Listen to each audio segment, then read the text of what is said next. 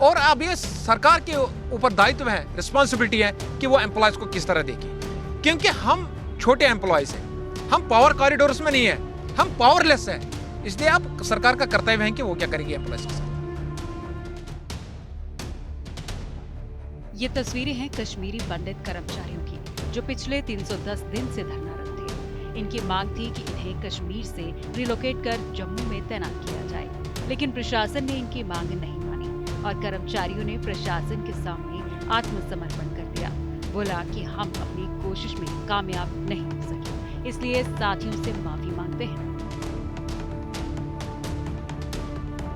लिहाजा कश्मीरी पंडित कर्मचारियों ने ये कहा कि उनकी एक ही मांग थी, जिसमें पीएम पैकेज के तहत काम कर रहे कर्मचारियों को सुरक्षा मुहैया कर दी जाए, लेकिन सरकार ने उनकी मांगों को नहीं सुना।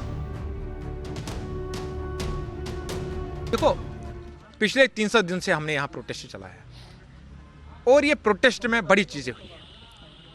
कुछ दिनों से हम लगातार एम्प्लॉयज के साथ हमने बातचीत की है, एम्प्लॉयज की परेशानी को हमने समझा। अलग अलग तरह की बहुत परेशानियां थी एम्प्लॉयज को, और इस तरह कोर कमेटी जो थी, जो अमीक डिस्प्लेसिड के अंडर बनी थी और इस प्रोटेस्ट को रन कर रही थी, हम इस कंसेंसस पर पहुंचे हैं जो मैं थोड़ी देर में आपके साथ शेयर करना चाहता हूं।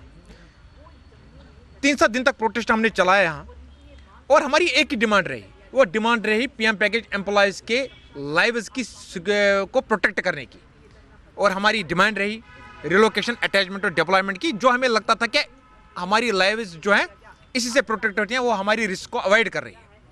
लेकिन सरकार ने हमारी जो डिमांड है उसको ना एक्सेप्ट किया, ना रिजेक्ट किया, बल्कि उसने इन बिटवीन रखा। और सरकार की तरफ से लगातार जो है वो स्टेटमेंट्स आए कि हम सेकेंडरी इश्यूज़ के बाद पर पीएम पैकेज एम्प्लॉयज के साथ बात करने के लिए तैयार हैं, और हम उनको सॉर्ट आउट भी करेंगे। और इसके साथ साथ उपराज्यपाल महोदया श्री मनोज सिन्हा जी के भी स्टेटमेंट्स आए हैं कि हम काफ़ी कोशिश कर रहे हैं, हम प्रबंध कर रहे हैं पीएम पैकेज एम्प्लॉयज की सिक्योरिटी को लेकर, और इनकी सिक्योरिटी को हम रिव्यू कर रहे हैं। लेकिन जब इस तरह का आश्वासन सरकार की तरफ से आया, लेकिन इसके साथ साथ एम्प्लॉय के साथ क्या हुआ? 300 दिन में हमारे एम्प्लॉयज के इंटरेस्ट इमोशंस होते, धूप हो या बारिश हो, नंगे पैर हो, नाइट प्रोटेस्ट हमने किए, क्योंकि हमने काफ़ी प्रयास किया।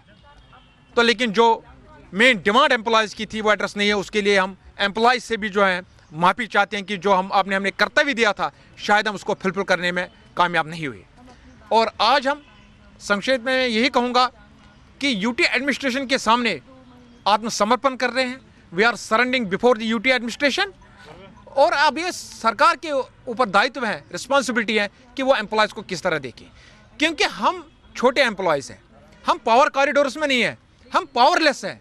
इसलिए आप सरकार का कर्तव्य है कि वो क्या करेगी एम्प्लॉयज के साथ। बहरहाल कश्मीरी पंडितों का कहना है कि वो पावरलेस हैं और उनके पास कोई पावर नहीं है। अब ये सरकार को तय करना है कि उनको क्या करना चाहिए।